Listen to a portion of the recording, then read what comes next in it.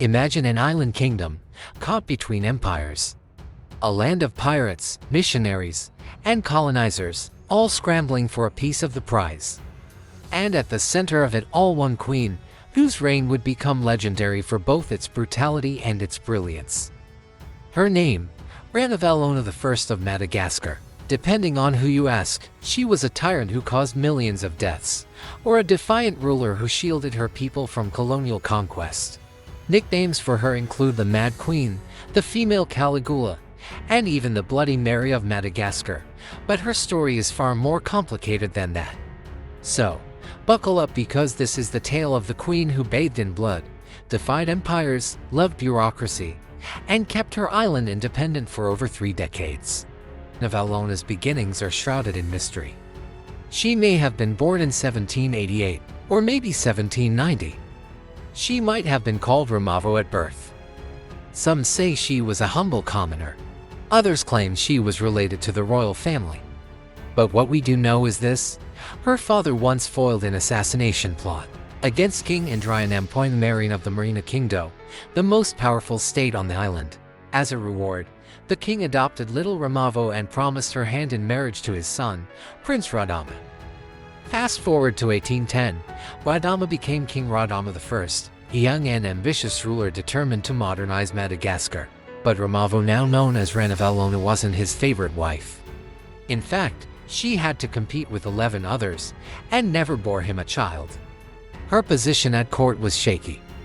Meanwhile, Radama was busy transforming his kingdom. He signed a treaty with Britain, secured weapons and training for his army, expanded his control over almost the entire island, and opened Madagascar to Christian missionaries from the London Missionary Society. He even banned the slave trade. But all of this progress came at a cost.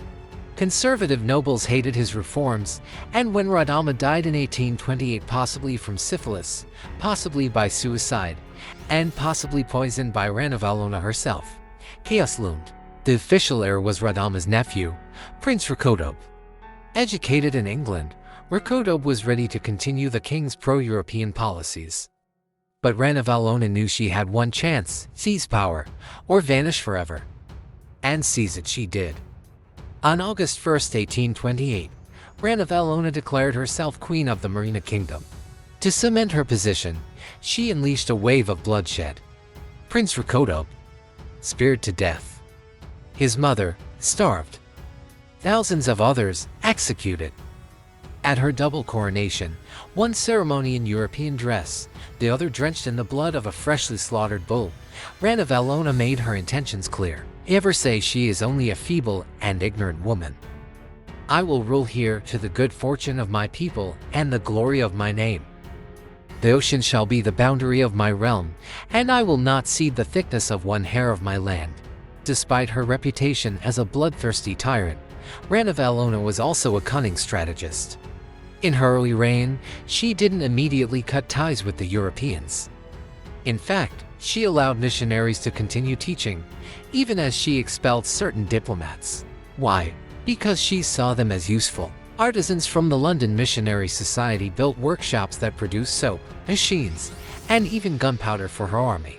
And when the French tried to invade in 1829, they got more than they bargained for. Malaria crippled their forces, Malagasy soldiers fought fiercely, and after the French Revolution toppled King Charles X, the invasion collapsed. Ranavalona had won a huge morale boost, and proof that her kingdom could stand up to European might. But war was expensive, and trade disruptions drained her coffers. The queen turned to what might be her least known, but most surprising talent: bureaucracy. She created a vast network of civil servants to regulate trade, limit imports, and maximize exports of rice and cattle. Payments had to be made in cash or better, in weapons. She demanded written reports, centralized data, and personally tracked production levels.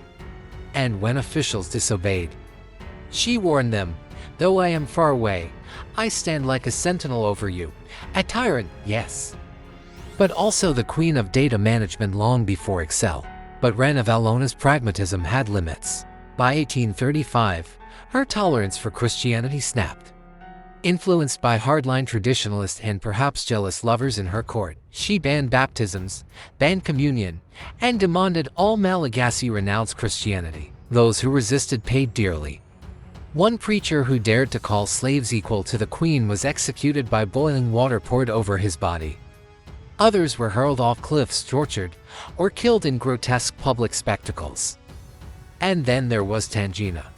This ritual trial forced the accused to swallow poison and 3 pieces of chicken skin. If they vomited up all 3 skins, they were innocent. If not, they died or were executed anyway. In 1838 alone, an estimated 100,000 people perished from Tangina trials.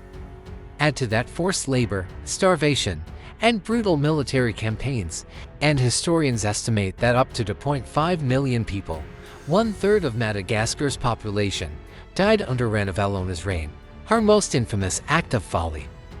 The Buffalo Hunt of 1845. Ranavalona and her court dragged 50,000 servants and slaves on a massive hunt. Roads were built, villages burned, forests cleared, all to chase buffalo that never appeared. After 16 weeks, 10,000 people were dead from disease and hunger. And not a single buffalo had been caught. As the years passed, Ranavalona hardened her stance. In 1845, she ordered all foreigners in Madagascar to perform forced labor. When they refused, she expelled them. The British and French retaliated, launching a joint attack on the port of Tamatave. Confident, they stormed flimsy defenses only to discover they'd been duped. Behind the Dakar walls, Ranavalona's troops struck back, killing 21 Marines. Their skulls were mounted on spikes as a warning, "This island is not yours." Ranavalona had once again protected Madagascar from colonization. Meanwhile, her son Prince Rakoto, later Radama II, was growing up with very different ideas. He opposed his mother's cruelty, freed prisoners, and gained popularity. By the 1850s, he was secretly plotting with a French businessman named Joseph Lambert to overthrow her. In 1855, Rakoto signed the Lambert Charter, promising France massive control over Madagascar's resources in exchange for help against his mother.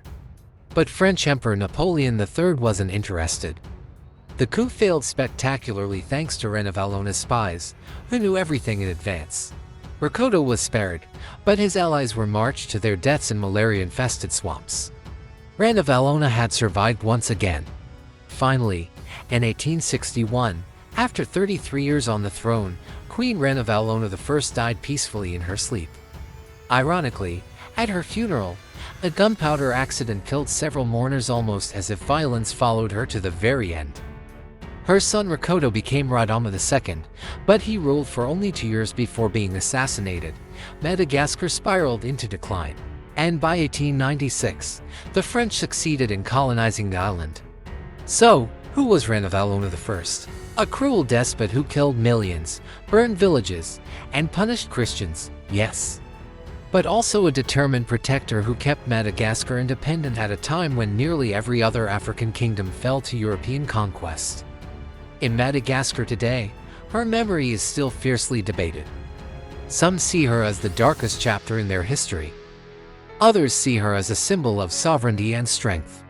And perhaps the truth lies somewhere in between, a ruler who embodied both the terror of tyranny and the brilliance of resistance. So, what do you think? Was Queen Ranavalona I the Mad Queen of Madagascar, or a misunderstood heroine who stood against colonialism? Let us know in the comments below, and don't forget to like, subscribe, and hit that bell, because history is always stranger than fiction.